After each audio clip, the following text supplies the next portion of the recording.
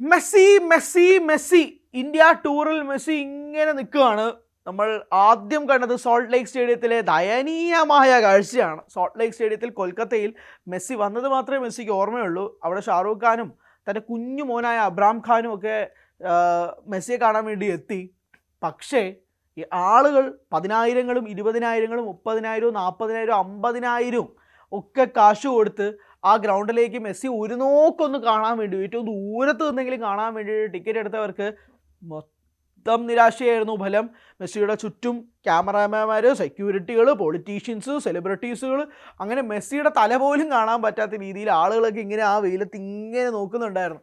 എങ്ങനെയെങ്കിലും ആ മെസ്സി ഒന്ന് കാണണേ, അതിനാണ് ഞങ്ങൾ കാശ് തന്നത് എന്ന് പോലും കെഞ്ചിക്കൊണ്ട് അവിടെ ചുറ്റും ഉണ്ടായിരുന്ന എല്ലാ ആളുകളും, ഇവിടെ നിന്നൊക്കെ വന്ന ആളുകളാണെന്നറിയാമോ കൊൽക്കത്തയിൽ ആ മെസ്സിയെ ഒന്ന് കാണാൻ വേണ്ടിയിട്ട്. പല പല സംസ്ഥാനങ്ങളിൽ നിന്ന്, മറ്റ് രാജ്യങ്ങളിൽ നിന്ന് വരെ മെസ്സിയെ കാണാൻ വേണ്ടിയിട്ട് അതിനുള്ള ഫ്ലൈറ്റ് ടിക്കറ്റ്, അതിനുള്ള ഹോട്ടൽ സ്റ്റേ, പിന്നെ അതിൻ്റെ ടിക്കറ്റ് ഒക്കെ കാണാൻ വേണ്ടി വന്നിട്ട് മെസ്സി വരുന്നു, ദേ കയറി പോകുന്നു സെക്യൂരിറ്റിയുടെ കൂടെ നിന്ന് എന്നുള്ള കാഴ്ചയാണ് നമ്മൾ കൊൽക്കത്തയിൽ നിന്ന് കണ്ടത്.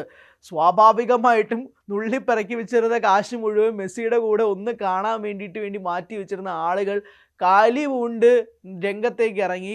ആദ്യം അവർ ബോട്ടിൽ ഗ്രൗണ്ടിലേക്ക് ഇറങ്ങി പ്രതിഷേധിച്ചു. അതിനുശേഷം അവർ ഗ്രൗണ്ടിലേക്ക് പൊളിച്ചുകൊണ്ടാണ് ഇറങ്ങിയത്. ഗ്രൗണ്ടിലേക്ക് ഓടിപ്പിടച്ച് ഇറങ്ങി ഗ്രൗണ്ടിലെ സാധനങ്ങൾ മുഴുവൻ നശിപ്പിച്ചു. ടെൻറ്റ് നശിപ്പിച്ചു, കസേര നശിപ്പിച്ചു, കാർപ്പറ്റ് എടുത്തുകൊണ്ട് പലരും വീട്ടിലോട്ട് പോയി.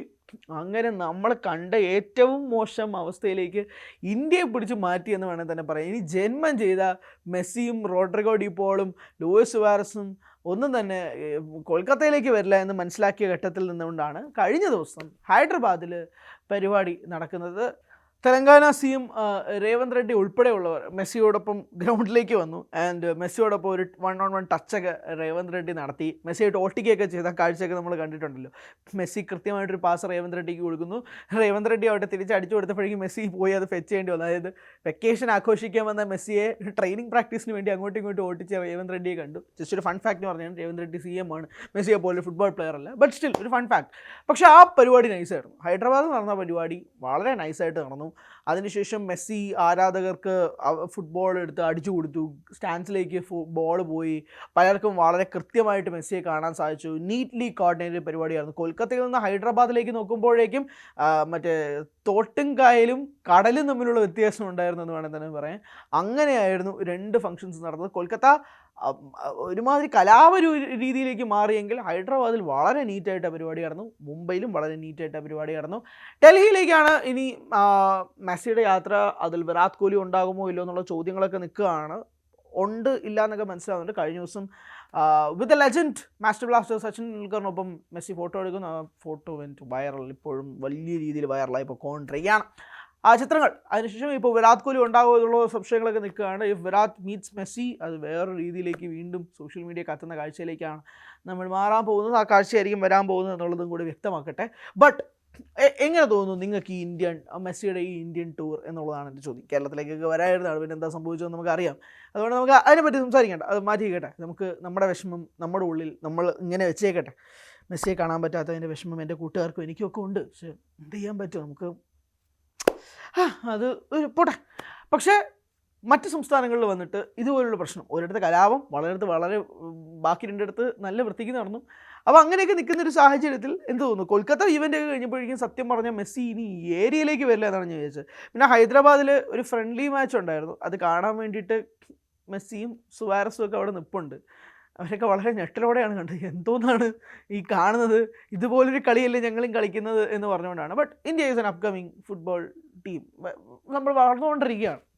പക്ഷേ നമ്മൾ മാച്ച് പീരീഡാണ്, PT പീരീഡിന് ഉണ്ടെങ്കിൽ പോലും അത് മാച്ച് പീരീഡായിട്ട് മാറ്റുന്ന ഈ ഇന്ത്യൻ എഡ്യൂക്കേഷൻ സിസ്റ്റത്തിൽ മെസ്സിയെ പോലുള്ളവർ വരുമ്പോൾ മാത്രം ബൂട്ടും സ്പൈക്കും ഒക്കെ ആയിട്ട് ഗംഭീരമായിട്ട് ഫുട്ബോൾ കളിക്കണമെന്നൊക്കെ പറഞ്ഞു കഴിഞ്ഞാൽ അത് ഇച്ചിരി ബുദ്ധിമുട്ടാണ്. കളിക്കാൻ വേണ്ടിയിട്ട് ഇവിടെ എത്ര പേര് ഒരുക്കുന്നുണ്ട്, എത്ര സ്കൂളുകൾ അതിനുള്ള അവസരം ഒരുക്കുന്നുള്ള ചോദ്യങ്ങളൊക്കെ നിൽക്കുന്നുണ്ട്. അതൊക്കെ വേറെ.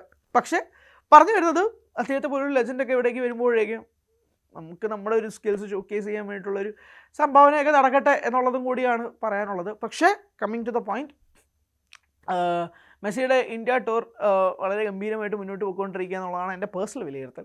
കാരണം സ്വാഭാവികമായിട്ടും മെസ്സിയെപ്പോലൊരു താരം വരുമ്പോഴേക്കും അതിനകത്ത് ഒരുപാട് ആളുകൾ വരുന്നുണ്ട്, ഫണ്ടുകൾ വരുന്നുണ്ട്, ടൂറിസം പരിപാടി എല്ലാം കൊളാബറേറ്റ് ചെയ്യുന്നൊരു ഇവൻറ്റും കൂടിയാണല്ലോ നടക്കുന്നത്. ആൻഡ് അത് വളരെ ഗംഭീരമായിട്ട് തകൃതിയായിട്ട് മുന്നോട്ട് പോകുന്നൊരു കാഴ്ചയാണ് നിലവിൽ കണ്ടുകൊണ്ടിരിക്കുന്നത്. ബട്ട് ആളുകൾക്ക് കാണുന്നതിനേക്കാൾ ഉപരി ഇത് അവരുടെ ഒരു ഷോ ആക്കി മാറ്റുന്ന രീതിയിലേക്ക് കാര്യങ്ങൾ മാറുന്നു എന്നുള്ളതാണ് ചോദ്യം. എന്തായാലും മെസ്സി ടൂർ കണ്ടിന്യൂ ചെയ്യാണ്. എന്താണ് നിങ്ങളെ വിലയിരുത്തുന്നത്?